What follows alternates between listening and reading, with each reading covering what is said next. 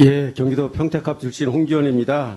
장관님, 그 서울 양평 고속도로 특혜 의혹에 대해서 장관님은 전문가들의 설명을 드리면 모든 의혹이 해소될 거다 이렇게 계속 말씀하고 계시죠?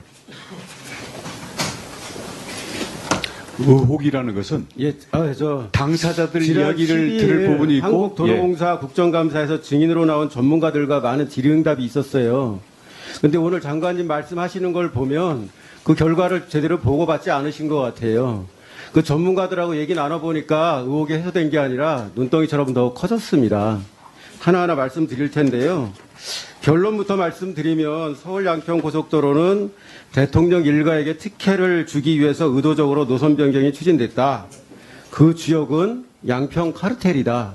그리고 국토부와 타당성 평가를 용역을 수행한 업체이다. 이렇게 말씀드립니다. 먼저 화면 좀 보시죠. 예, 지난번에도 보여드렸었는데 이 국토부 타당성 조사 초기 보고서에 보면 경제적, 사회적, 환경적 특징이 예타하니 강상면 종점안보다 훨씬 유리합니다. 이걸 보셔야지 왜 저 얼굴을 보십니까? 네, 그럼 이걸로 보면은 예타안을 채택해야 되는 거예요. 근데 다음 화면 9월 걸 보면 이제 완전히 그 뒤바뀌죠. 그렇게 해서 강상면 종점안이 더 유리한 걸로 그렇게 보이도록 만들었습니다. 다음 페이지 보여주세요. 그럼 왜 7월과 9월 사이에 이렇게 큰 변화가 있었냐? 바로 이 양평 카르텔 때문이라는 게 지금까지 감사 결과 밝혀진 내용입니다. 먼저 김성교 전 국회의원 보시면 27년간 양평군 공무원 했고요. 양평군 군수를 3번 했습니다. 그리고 군수 후보 될 때 이 강상면 종점안 고속도로를 핵심 공약으로 내세웠고 군수로 있을 때는 이거를 양평군 기본 계획에 포함시켰습니다. 그리고 작년에 국토교통위원으로 있으면서 강화 IC 신설을 요구했죠. 그리고 이분이 윤석열 전 대통령과는 그 여주지청장 할 때 사이가 엄청 좋았다고 친밀함을 과시했죠. 장모한테 허가를 잘 내주니까 윤 청장이 미안해한다. 뭐 그런 얘기까지 했는데 마침 이분이 광산 김씨인데 그 강상면 화양리에 집성촌이 있고 또 많은 종중 땅이 있습니다. 강상면 화양리는 처가 일가가 있는 강상면 병산리와 바로 이웃에 있습니다. 다음으로 그 안철령 국장은 김성교 군수 시절에 도시과장으로 승진했고요.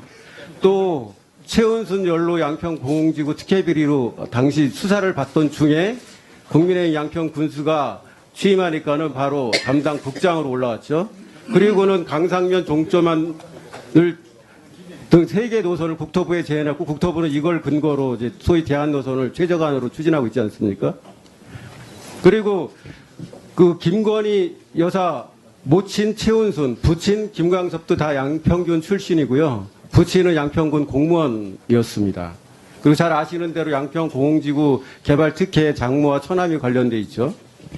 또 윤석열 대통령은 양평 담당 지청장 하면서 김성교 당시 군수하고 굉장히 친했습니다. 이렇게 이 3사람이 이 3자가 중요한 역할을 했다. 저는 그렇게 보는 거고요. 다음 보여주세요. 예, 이게 국토부에서 처음에 발표했던 자료 중에 과업수행 계획서상 사라진 4페이지. 그 중에 저 아래 걸 보면 이 서울 양평 고속도로 사업 목적의 첫 번째가 이제 국도 6호선 교통정체 완화고 두 번째가 장내 노선축 연결이고 세 번째가 이제 양평군과 서울시 지역 간의 접근성 향상입니다.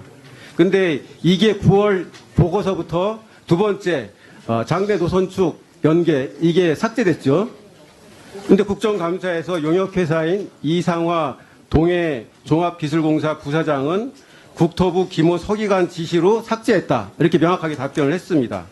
그리고 9월 보고서에서부터 양평군이 남한강 남층으로 노선 변경을 요청했다는 문구가 나옵니다.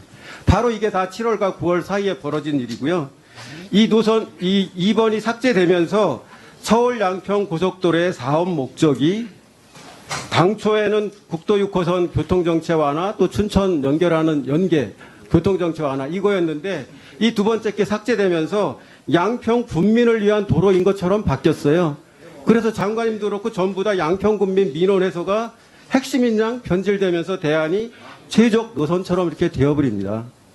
근데 노선 검토를 담당했던 박상훈 경동 엔지니어링 이사는 서울 춘천 간 연결을 고려하면 예타안이 강상면 종점안보다 더 유리하다 이렇게 인정을 했습니다. 종점을 강상면으로 변경하려고 대통령 일가 땅이 있고 김성교 전 양평 분수 일가의 땅이 있는 강상면으로 종점을 변경하려고 장내 노선축 연장 계획을 삭제하도록 국토부가 지시했다 하는 의심이 강하게 드는 이유입니다. 다음 화면 보여주세요. 제가 예탄에 수청 IC 만든 이 지역, 그 다음에 강화 IC 이 지역, 그리고 강상면, 양평 시내 등을 며칠 전에 다 다녀왔습니다. 이 강상면 종점 안은 서울 양평고속도로 사업 본래 목적과는 거리가 멉니다. 주로 양평 군민을 위한 고속도로를 기능하게 될 것임을 확인했어요. 이 수청 IC는 강화 IC, 강화면에서 2분 30초면 충분히 가는 거리예요, 차로. 그리고 강화 IC에서 차로 5분 거리면 충분히 갈 수 있습니다. 예타 안에 수청 IC 만들면은 당초의 목적 충분히 달성할 수 있습니다. 다음 화면 보여주세요. 지난번에도 보여드렸지만 최저간이 예타 보안함보다도 훨씬 좋은데 제외했어요. 근데 지난번 전문가 얘기를 들으면 수청 IC가 IC로서 위치가 적절치 않다 그랬는데 제가 가서 보니까 수청 IC 지점이나 강화 IC 지점이나 별 차이가 없습니다. 그러면은 왜 이 수청 IC가 적절치 않다고 예타 보안함 이거를 제외를 했느냐? 바로 강상면을 종점으로 하기 위한 그런 목적 때문인 거죠. 그리고 강상면이 최저가 아니라고 한 가장 큰 이유가 뭐예요? 결국 교통량 분석인데 그것도 석연치 않다는 게 많은 분들이 지적했지 않습니까? 그래서 저는 이 노선 변경의 주역은 양평 카르텔이다. 그리고 국토교통부와 용역업체들이 이 대안이 유리한 여러 요소들 경제사회적 평가 장단점 바꾸고 노선축 연장계획 삭제하고 또 수청 IC가 부적절하다고 얘기하고 이런 것들 때문에 이렇게 됐다. 그런 말씀 드립니다.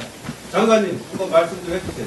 예, 딱 두 가지만 말씀드리겠습니다. 우선 여러 가지 제기하시는 의혹들에 대해서는 이미 당사자들이 나와서 충분히 답변 내지는 반박을 했던 사항이기 때문에 제가 그걸 되풀이하지 않겠습니다. 두 번째, 지금 뭐 수청 IC를 비롯한 대안을 말씀하셨는데요. 그것까지 포함해서, 예, 그리고 민주당이 추천하는 모든 전문가들을 포함해서 전문가들에게 충분한 검토를 맡기고 그에 따라서 결론을 내리면 된다고 생각합니다. 아까 타진료를 말씀하셨는데요. 가슴을 아무리 말이라고 우겨도 가슴이 말이 될 수는 없습니다, 장관님. 그래서 도로공사 국감 결과 자세히 좀 보고 받으세요. 감사합니다. 저는 그 답변을 똑같이 돌려드리고 싶습니다.